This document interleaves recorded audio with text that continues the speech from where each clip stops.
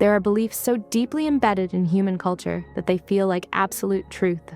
We don't question them, we don't challenge them, we just accept them as how the world works. But here's what's fascinating. Scientists keep running experiments, collecting data, and publishing findings that prove these deeply held beliefs are completely false. Not controversial, not debatable, completely false, and yet people keep believing them anyway. Today, we're looking at 10 popular beliefs that scientists have repeatedly proven wrong, and why we stubbornly refuse to let them go. Some of these will frustrate you because you've based decisions on them. Others will make you question how many other truths are actually just myths, and all of them reveal something important about how human belief works. Let's start with number 10. Number 10, money doesn't buy happiness, but it kind of does. There's this popular saying, money can't buy happiness. It's repeated constantly by people who have money and people who don't. It's meant to be comforting, a reminder that wealth isn't everything, that happiness comes from internal things, not external things. It sounds wise, it sounds balanced, but it's actually contradicted by decades of psychological research. Here's what the science actually shows. Money does buy happiness, but not infinitely. Up to a certain point, roughly $75,000 to $95,000 annually, depending on location, more money directly correlates with more happiness and less stress. This makes sense. When you're struggling to pay rent, buy food, or afford healthcare, money reduces stress and suffering. That reduction is an increase in happiness. Once you reach a comfortable baseline, your basic needs are met, you have some security, the happiness boost from additional money levels off. A billionaire is not 1,000 times happier than a millionaire, but a person making $40,000 is notably happier than a person making $20,000. The research is clear. In a world where resources are limited and inequality exists, money absolutely affects happiness. So why do people keep saying, money can't buy happiness? Probably because it's a comforting thought for those without money. And for wealthy people, it maintains a narrative of humility. But it's not supported by evidence. Money can't buy happiness after a certain point, that's true. But the idea that money has nothing to do with happiness? That's completely contradicted by science. Number 9, breakfast is the most important meal of the day. Breakfast is the most important meal of the day. This has been drilled into our heads since childhood. Parents force kids to eat breakfast before school. Fitness gurus say breakfast kicks your metabolism into gear. Nutritionists claim a healthy breakfast sets you up for success. It's one of the most universal nutrition beliefs, and it's not supported by evidence. Studies consistently show that whether or not you eat breakfast has minimal impact on weight loss, metabolic rate, or overall health outcomes. Some people feel better eating breakfast, others feel worse. Some people's bodies don't care. The key factor is not whether you eat breakfast, it's what you eat and how many total calories you consume throughout the day. In fact, for some people, forcing themselves to eat when they're not hungry can lead to overeating and weight gain. Intermittent fasting, skipping breakfast, eating in a compressed time window, works just as well for many people as traditional eating patterns. So why does the breakfast is most important myth persist so strongly? Partly because the cereal industry has spent billions marketing breakfast cereal for the past 70 years. Partly because it feels right. You've been awake for hours, shouldn't you refuel? But the science doesn't support the idea that breakfast is uniquely important. Your body can function fine without it. Your metabolism doesn't care whether your calories come in the morning or evening. The obsession with never skip breakfast is cultural, not biological.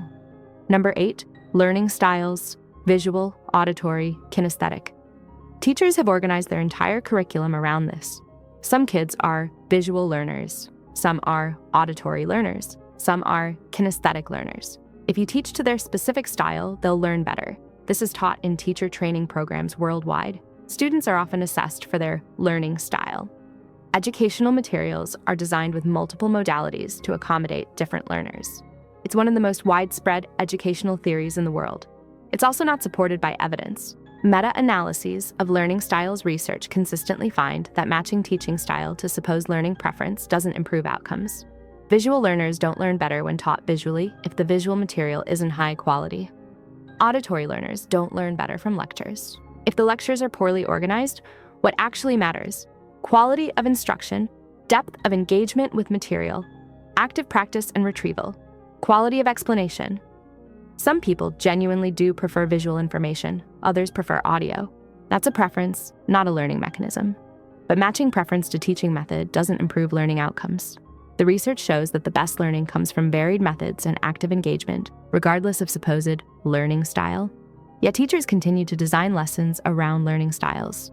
Parents continue asking, "What's your learning style?" Students continue being labeled as visual, auditory, or kinesthetic learners, all based on a theory that doesn't actually predict how people learn. Number 7, IQ is fixed and unchangeable. There's a popular belief that your IQ is set. You're born with a certain level of intelligence, and that's it. You can't change it. You can't improve it. You're stuck with what you've got. This belief is so widespread that people use it to limit themselves. I'm just not a math person. I'm not smart enough. That's beyond my intelligence level. It's a self-imposed ceiling, and it's contradicted by neuroscience. IQ is not fixed. Your brain is neuroplastic. It changes and rewires throughout your life based on what you practice and learn. Fluid intelligence, the ability to solve novel problems, absolutely can be improved through practice, especially with challenging cognitive tasks. Crystallized intelligence, accumulated knowledge, obviously changes. You learn new things constantly. Training on specific cognitive tasks improves performance on those tasks. Learning new skills builds new neural pathways. Your brain adapts. The IQ is fixed belief probably comes from the fact that IQ is relatively stable in adults. Your IQ in 2020 probably wasn't radically different from your IQ in 2024, but that doesn't mean it can't change. It means it changes slowly. And if you actively train and practice cognitively challenging tasks, research shows you can meaningfully improve measures of intelligence. Yet this myth persists. People believe their intelligence is fixed, so they don't try to improve it, so it stays the same. The self-fulfilling prophecy becomes a reality, but the underlying premise that intelligence is unchangeable is not supported by neuroscience. Number 6, you need 8 hours of sleep. Every night, get your 8 hours. Lack of sleep is killing you. You should sleep 8 hours every night for optimal health. This is universal advice. Sleep researchers say it. Health experts say it. Your mom says it. 8 hours is presented as a biological requirement. Not a recommendation, but a necessity. But the science is more nuanced. Sleep needs vary significantly between individuals. Some people genuinely function optimally on 7 hours. Some need 9 hours. Some can manage on 6 and feel fine. The research shows there's a range, roughly 7 to 9 hours for most adults. But within that range, individual variation is huge. Some of the variation is genetic. Some is based on age, activity level, and health. The idea that everyone needs exactly 8 hours is too simplistic. Additionally, research shows that obsessing over getting 8 hours can actually hurt sleep quality. If you worry you haven't gotten enough sleep, that anxiety can disrupt your sleep further. Some research suggests that the anxiety about sleep is worse than the sleep loss itself. So why is 8 hours so universal? Probably because it's a nice round number that works as a guideline for most people. It's easy to remember. It's reasonable. It's not wrong per se. It's just presented as more universal and more critical than the research actually supports. But for many people, obsessing over 8 hours exactly causes more problems than it solves. Number 5, positive thinking can cure disease. This is a popular belief, especially in wellness and self-help circles. If you think positively, you can heal yourself. Your mindset determines your health. Positive thoughts can cure cancer, heart disease, or any illness. It's appealing because it puts control in your hands. It's empowering to believe your mind is powerful enough to overcome disease. And there's a kernel of truth. Mindset can affect health outcomes, stress levels, immune function, and recovery times. Positive thinking has modest benefits, but the leap to positive thinking can cure disease is not supported by evidence. A person with cancer cannot think their way to remission. Someone with diabetes cannot positive think their blood sugar into normal range. A heart attack is not prevented by an optimistic attitude. Mindset might improve recovery outcomes in some cases. It might help with pain management. It might reduce stress, which has some health benefits, but it cannot cure disease. The belief that it can has a dark side. Sick people blame themselves for being sick. If they had just been more positive, they'd be fine. People delay real medical treatment because they believe positive thinking will fix it. Vulnerable people get exploited by wellness gurus selling mindset cures instead of actual medicine. Yes, mind-body connection is real, but it's not powerful enough to override biology. Yet this belief persists, especially in wellness culture. Number 4, humans are 60% water, and it matters in the way we think. Your body is 60% water. This statistic gets thrown around constantly, often with vague implications about hydration or cellular function or something mysterious. It's technically true, roughly. Adult humans are about 60% water, but it's presented in ways that imply water percentage directly determines health in ways it actually doesn't. People believe they need to drink huge amounts of water, often repeating myths like drink 8 glasses a day or drink half your body, weight in ounces. The actual research shows that most people's natural thirst mechanism is accurate. If you drink when you're thirsty and eat normally, you get adequate hydration. Chronic dehydration is real and problematic, but so is overhydration, which can cause dangerous electrolyte imbalances. The "you're 60% water" statistic is used to suggest you need constant water supplementation, but it's more accurate to say you contain a lot of water because water is essential to cellular function, but your thirst mechanism accurately regulates your hydration needs for most people in normal conditions. That's less catchy. So the 60% water fact gets repeated as justification for excessive hydration, often based on misunderstanding. Number 3, opposites attract in relationships. Opposites attract. This is a romantic ideal presented in movies and dating advice. The idea that you're drawn to someone fundamentally different from you, that differences create attraction and balance. It's romantic. It feels true. But relationship research consistently shows the opposite. Similar people attract and form more stable, satisfying relationships. Couples who share values, personality traits, interests, and life goals report higher relationship satisfaction. Couples with major personality or value differences struggle more. Yes, small differences can add spice. Your partner having different hobbies is fine. You don't need to be identical. But the fundamental stuff, values, ambition level, desired family size, core personality traits, similarity predicts relationship success. The opposite attract narrative is appealing because it feels like destiny. You're meant to complement each other. But the research shows birds of a feather flock together. You're more likely to build a satisfying relationship with someone similar to you than with someone radically different. Yet this myth persists in dating culture. Number 2, expressive emotional release. Venting reduces stress. There's a popular theory: if you're angry or stressed, you should express it. Let it out. Vent. Cry. Get it off your chest. Bottling up emotions is bad. Expression is healthy. This has become therapeutic advice. People are encouraged to scream into pillows, punch bags, or aggressively journal their feelings. The idea is that cathartic expression will reduce stress and emotional intensity. But research on this is actually quite negative. Studies show that aggressive venting, punching a bag, yelling aggressively, often increases anger rather than decreases it. It reinforces the anger response in your brain. Meanwhile, people who engage in less expressive processing, talking calmly about their feelings, problem solving rather than just venting, often have better emotional outcomes. That doesn't mean you should completely suppress emotions, but the idea that screaming or aggressive expression releases stress and makes you feel better, research suggests that's often not true. People feel worse after aggressive venting, not better. The more controlled approach, acknowledging emotions, understanding them, and thinking through solutions, tends to work better. Yet the venting is cathartic belief persists in pop psychology and therapy culture. Number 1, we use different sides of our brain for different tasks. Modern brain science shows. This is the ultimate contradictory belief in neuroscience. You have a logical left brain and a creative right brain. This is taught everywhere, despite being repeatedly disproven. Yes, some functional specialization exists between hemispheres. Language processing leans left, spatial processing leans right. But the practical implication that you can be left-brained or right-brained and that determines your abilities is not supported by evidence.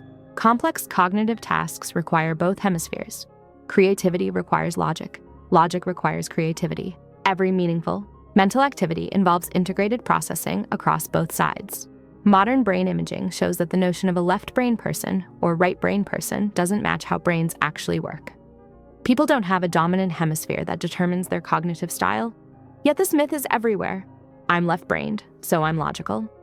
She's right-brained, so she's creative. That's a right brain activity, all based on a model that neuroscience has thoroughly debunked. The myth persists because it's intuitive and appeals to how people want to understand themselves. But modern neuroscience shows it's wrong. So we've covered 10 popular beliefs that scientists keep proving are false. Money doesn't buy happiness. It does, up to a point. Breakfast is the most important meal. Meal timing matters less than total intake. Learning styles determine how you learn best. They don't affect outcomes. IQ is fixed and unchangeable. Your brain is neuroplastic. You need 8 hours to sleep every night. Needs vary significantly. Positive thinking can cure disease. It can't, though. Mindset helps. Your body being 60% water means you need excessive hydration. Thirst mechanism works. Opposites attract in relationships. Similar people have better relationships. Venting aggression reduces stress. It often increases it. Left brain, right brain personality types are real. They're not. What's remarkable about this list?